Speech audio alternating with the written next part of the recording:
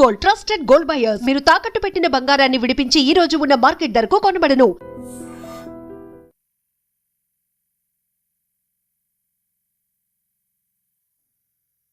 Sir, ఇప్పుడు దురంధర్ మీరు చెప్పిన 2 మోడల్ కాకుండా ఈ టైంలో కొంతమందిని పంపిస్తారన్నది, అది కేవలం ఆర్మీ ఆఫీసర్లు కావచ్చు, ఐపీఎస్ ఆఫీసర్లు కావచ్చు, వీళ్ళతో పాటు నటోరియస్ క్రిమినల్స్ కూడా సెలెక్ట్ చేసుకుంటారు, పంపిస్తుంటారు అన్నది నిజమేనా? 100% సార్. జనరలీ ఏం చేస్తారంటే సార్, అంటే before I talk anything sir, ఒక ఏమంటారు డిస్క్లైమర్ సార్ మీ ఆడియన్స్కి. పబ్లిక్ డొమైన్లో లేని ఇన్ఫర్మేషన్ గురించి నేను మాట్లాడను సార్. ఏదైతే కాన్ఫిడెన్షియల్ నేచర్ ఉంటుందో అది నేను చెప్పను సార్. సో నేను చెప్పిన దానివల్ల ఏ కాన్ఫిడెన్షియాలిటీ లీక్ అవ్వదు సార్, ఎందుకంటే ఆల్రెడీ అది పబ్లిక్ డొమైన్లో ఉన్న విషయం అంతే మాట్లాడతాను, దాని మించి మాట్లాడను sir.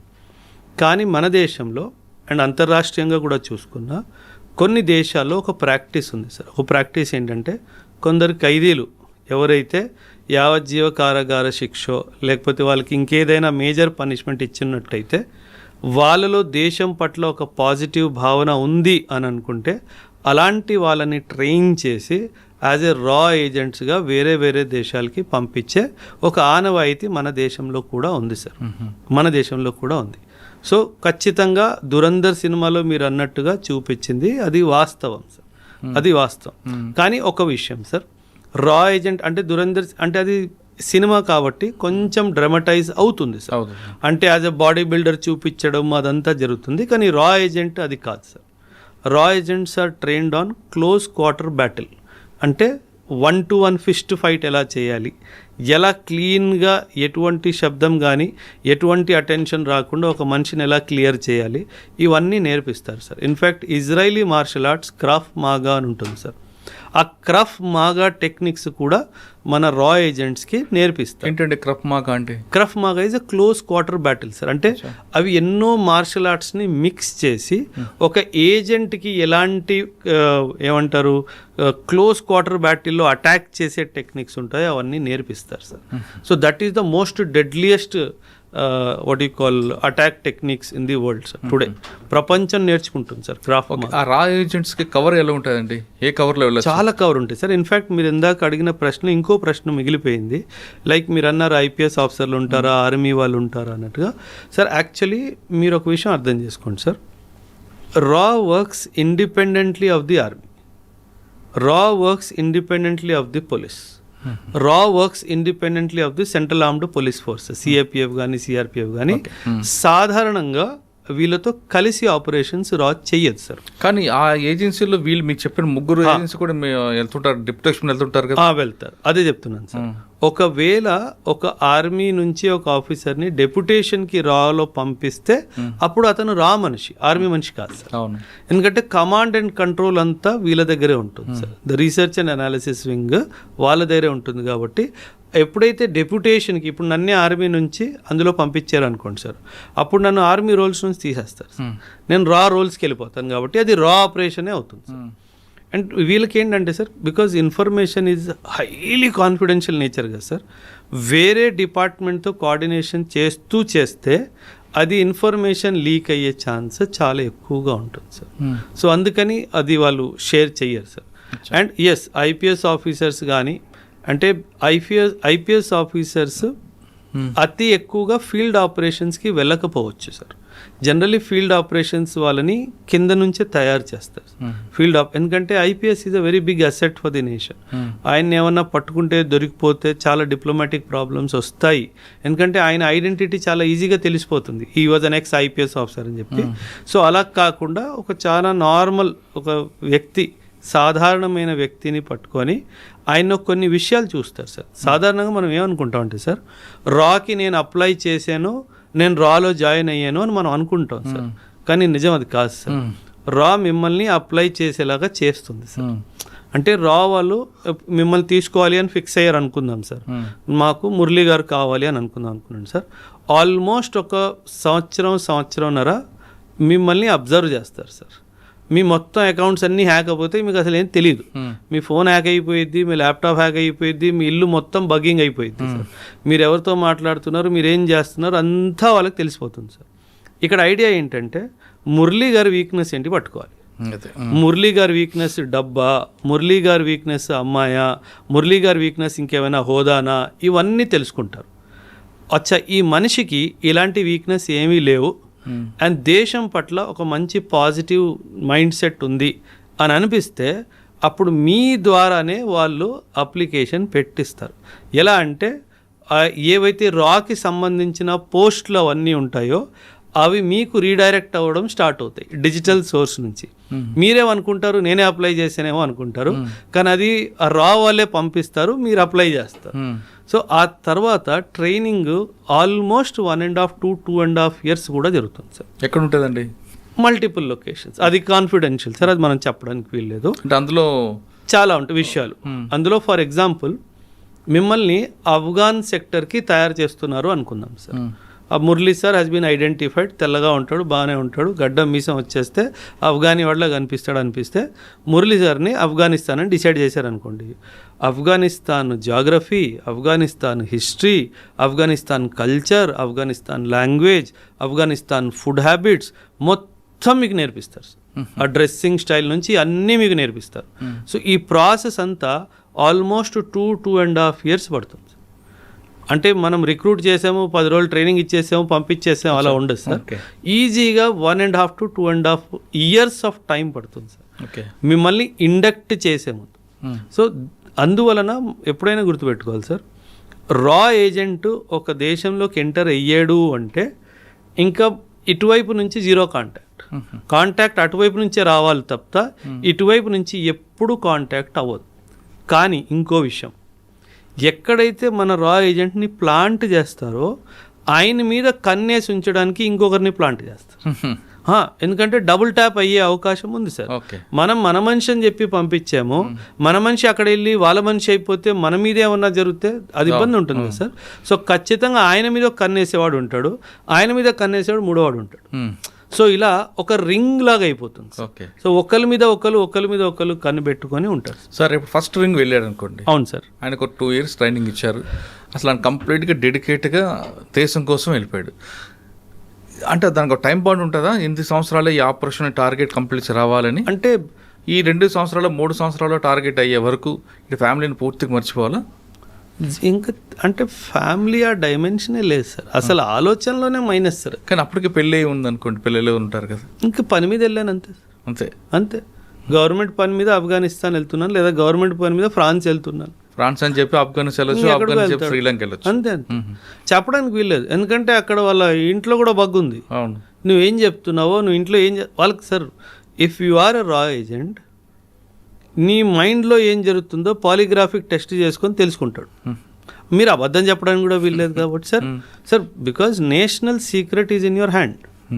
So 0 error syndrome sir, అసలు 0 error కూడా మనం అసలు ఒప్పుకోవడానికి వీల్లేదు సార్. ఆ విధంగా ట్రైనింగ్ తీసుకున్న తర్వాత ఏదో స్టేట్ కంట్రీకి పంపారు, అక్కడ కవర్ ఏదో డ్రైవర్ గానో లేదంటే బ్యాంక్ ఆఫీసర్ గానో ఏదో ఒకటి ఇస్తారు sir. Cover could be beggar also, మాది beggar. Cover could be politician also. అదే మన దురందో సినిమా టైప్లో 100% సార్. ఇజ్రాయిల్ వాడు యూనో మిడిల్ ఈస్ట్ కంట్రీస్లో వాళ్ళు స్పైలా పంపించిన వాళ్ళు దేశానికి రాష్ట్రపతులు అయిపోవాలా, అంత బాగా కవర్ చేస్తారు వాళ్ళు. So don't think that spy అనగానే బిచ్చగాడ్లా ఉంటాడు, స్పై అనగానే డ్రైవరు కూలోళ్ళ పనిచేస్తాడు, కుక్లా పనిచేస్తాడు. Not necessarily A high ranking official can also be are agent. Yeah అది మనం ఎప్పుడైనా సార్. ఇప్పుడు పాకిస్తాన్ అనుకుందాం సార్ ఫర్ ఎగ్జాంపుల్, వాళ్ళకి ఏముంది సార్, కక్కూర్తనం, డబ్బుల కోసం దేశాన్ని అమ్మేసే జాతి వాళ్ళది. సో కొన్ని డబ్బులు వాళ్ళ మొహన్ పడేస్తే వాడు ఏమైనా చేస్తాడు కదా సార్. నన్ను ఎమ్మెల్యే చేయొచ్చు, ఎంపీ ఏమైనా చేయొచ్చు, మిమ్మల్ని రాష్ట్రపతి చేసేస్తారు, మిమ్మల్ని ప్రధానమంత్రి చేసేస్తారు. అందులో ఏముంది సార్, వాళ్ళు డబ్బుల కోసం ఏమైనా చేయడానికి సిద్ధంగా ఉన్నారు సార్. సో మన దగ్గర డబ్బుకి దేవుడి దేవాలయ లక్ష్మీదేవి కటాక్షంగా మనకి ఏ తక్కువ లేదు దేశానికి. సో హ్యాపీగా ఎవరిని ఆ విధంగా ఒక టార్గెట్ ఇచ్చారనుకోండి, మనకి ఏదో కంట్రీలో సీక్రెట్స్ గురించి పంపించారు, ఆ టార్గెట్ అయ్యే వరకు రాకూడదా? Generally no sir. ఇన్ఫ్యాక్ట్ ఒక్కొక్కసారి ఏమవుతుందంటే సార్, ఆ టార్గెట్ అయిపోయిన తర్వాత కూడా అడిషనల్ టాస్క్ కూడా ఇచ్చే అవకాశం ఉంది సార్. అంటే ఇప్పుడు ఫర్ ఎగ్జాంపుల్ ఒక ఏజెంట్ని ఒక లష్కరే తైబాకి చెందిన ఒక కమాండర్ని ఎలిమినేట్ చేయడానికి పంపించారు, రైట్ సార్.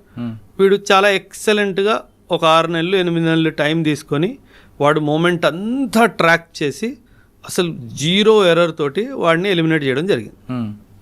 సార్ ఈ గన్మెన్ ఎపిసోడ్స్ నా బుర్రలో ఎన్ని ఎంటుకలు ఉన్నాయో దానికంటే ఎక్కువ ఉన్నాయి సార్. సో ఇప్పటికొచ్చి వాస్తవం సార్, ఒక్క ప్లాన్ ఒక్క ఆపరేషన్ ఫెయిల్ అవ్వలేదు సార్. ఏనాడైనా గన్మెన్ దొరికిపోయాడా అని విన్నారా సార్? లేదు, ఉండదు. సమస్య లేదు సార్. అది ఏ కంట్రీలో ఉండదు. అది ఫుల్ ప్రూఫ్ సార్ అది. ఎందుకంటే వీళ్ళు చాలా ఎందుకంటే మీరు అన్నట్టు మీరు టైం స్లాగ్ వాళ్ళకి టైం ఉండదు సార్. వాళ్ళకి టార్గెట్, నీకు టార్గెట్ ఇచ్చాను. ఈ పాకిస్తానీ బ్రిగేడియర్ వీడు 1999 వార్లో మన దేశానికి అన్యాయంగా ఇచ్చేసాడు, ఇంతమంది సైనికుల్ని చంపించింది వీడిని ఎలిమినేట్ చేయాలి, నీ టార్గెట్ టైం తీసుకో. సో మనము ఎంత క్లాసికల్గా ఎగ్జిక్యూట్ చేసామంటే, ఒక బ్రిగేడియర్ రీసెంట్గా పాకిస్తానీ బ్రిగేడియర్ వాడు రిటైర్మెంట్ అయ్యి రోజు రిటైర్మెంట్ తీసుకొని ఇంటికి వెళ్తుంటే దారిలో చంపాం సార్. అంటే వాడిని చంపాలి, అది ఫిక్స్. వాడి ఇంటికి వెళ్తే ఆ రోజు సాయంత్రం వాడు retirement end as a brigadier. వాడి ఇంటికి వెళ్ళే ముందు వాడిని చంపాం, వాడి ఇంటి గుమ్మం ముందు చంపాం. అది రా సార్. ఓకే, ఆ టార్గెట్ అయిపోయిందండి, మీరు చెప్పిన టాస్క్ క్లోజ్. నెక్స్ట్ అడిషనల్గా యాడ్ అవుతుందా, లేదు వాళ్ళు తిరిగి బ్యాక్ టు హోమ్కి వచ్చి? జనరల్లీ ఏమవుతుందంటే సార్, ఇది అక్కడికి వెళ్ళి కిలో బియ్యం తీసుకురా కాదు కదా సార్.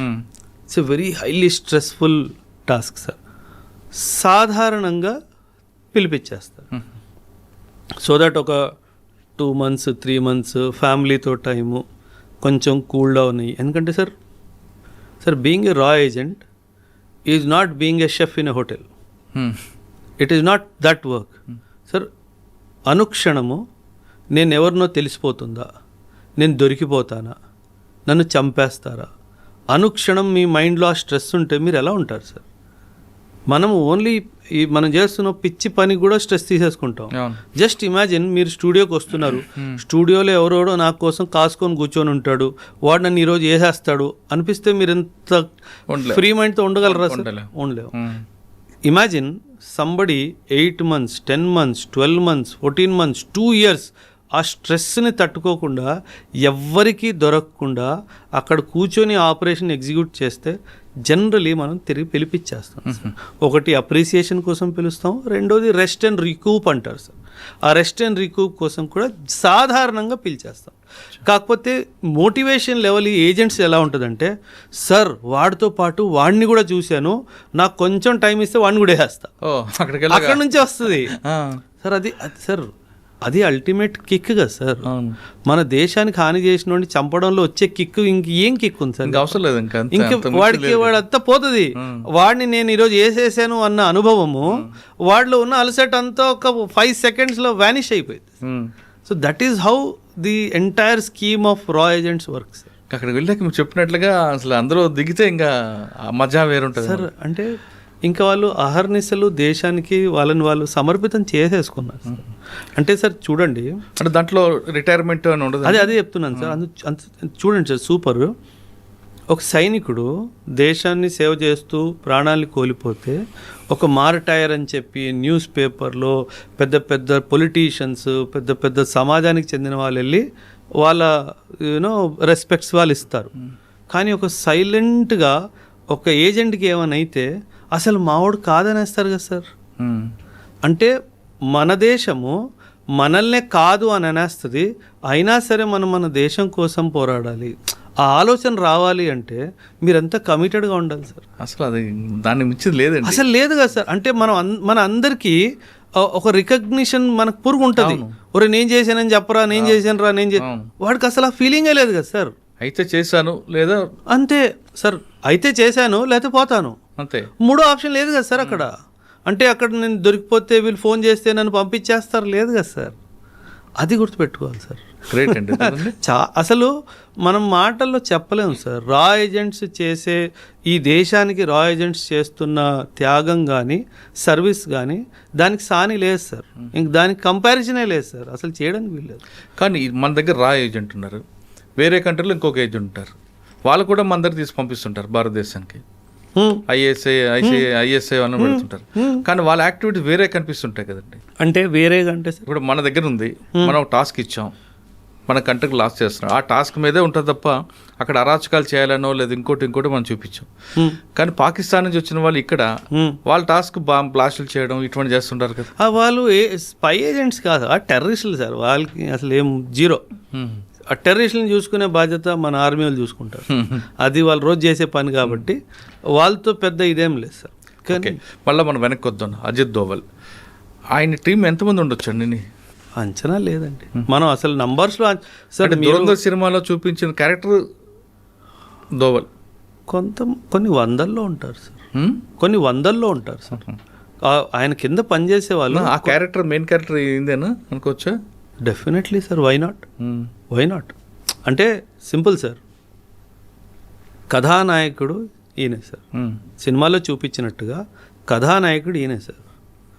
కథానాయకుడికి ఎప్పుడు ఏ బటన్ నొక్కాలో తెలుసు సార్. అక్కడ గ్రౌండ్ ఏజెంట్ కూడా తెలియదు. మీరు చూసుంటే దురంధర్ సినిమా ఎక్కడ బటన్ నొక్కాలో ఆయన తెలుసు. ఆ పొలిటీషియన్ మనోడే అన్న విషయం వీడికి ఏనాడైనా తెలిసిందా? తెలియదు కదా సార్. ఆ కథానాయకుడికి ఏ బటన్ ఎప్పుడు నొక్కాలో వాడికి తెలుసు సార్. ఇదే కాదు సార్, మీరు టైగర్ జిందా హే సినిమా ఒకవేళ చూసుంటే కనుక సల్మాన్ ఖాన్ సినిమా యా టైగర్ జిందా హే టైగర్ అభి బాకీ హే ఏదో పేరు మీద సినిమా ఉంది సార్. అక్కడ పరేష్ రావల్ ఉంటాడు సార్ మిడిల్ ఈస్ట్లో. వీళ్ళకి ఆ విషయం తెలియదు మనోడే అని చెప్పేసి.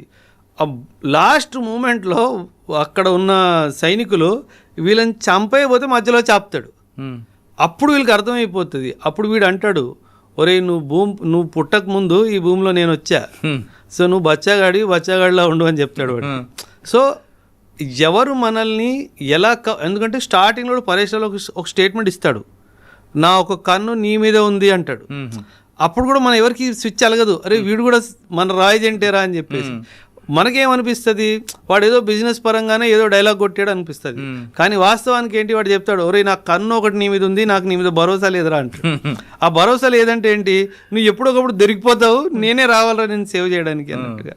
సో ఆ డైమెన్షన్లో సార్. సో ఖచ్చితంగా కవరప్స్ ఉంటారు సార్, ఖచ్చితంగా కవరప్స్ ఉంటారు. కానీ మీరు అన్నట్లుగా వాళ్ళు దేశం కోసం అంకితం అవుతున్నారు కాబట్టి కుటుంబం అవన్నీ ఆలోచించారు సార్. వాళ్ళకి శాలరీస్ ఎలాగ ఉంటాయండి? వాళ్ళు శాలరీస్ కోసం పని చేయరు సార్. స్పెషల్ అలవెన్సెస్ ఉంటాయి సార్. వాళ్ళకి స్పెషల్ అలవెన్సెస్ ఉంటాయి. వాళ్ళకి సంవత్సరానికి ఒక నెల శాలరీ బోనస్గా ఇస్తారు సార్. ఇంక దీనికంటే వివరాలు వద్దులేండి. రా ఎగ్జిక్యూటివ్ అయిపోయింది, అజిత్ దోవల్ గారు చేయింది.